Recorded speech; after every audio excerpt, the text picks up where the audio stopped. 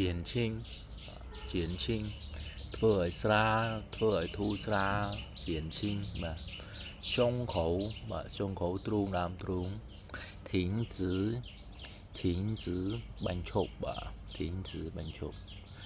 伤口បាទមុខរបួសហ្នឹងសូតោយ៉ាផលហូវក្រោយពីទទួលបាននៅសម្ពាធបាទ停止了流血ក៏ឈប់ហូរឈាមទៅ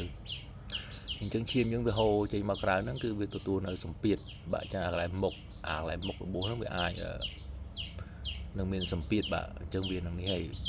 អ្នកដែលរៀននេះដឹងហើយបាទរូបវិទ្យាបាទយល់ហើយបាទ伤口受到压迫后停止了流血បាទ这种药បាទថ្នាំប្រភេទនេះ可以减轻អាចធ្វើឲ្យធូរស្រាលនៅ胸口的压迫感បាទអារម្មណ៍ដែលតឹងទ្រូងណែនទ្រូងបាទ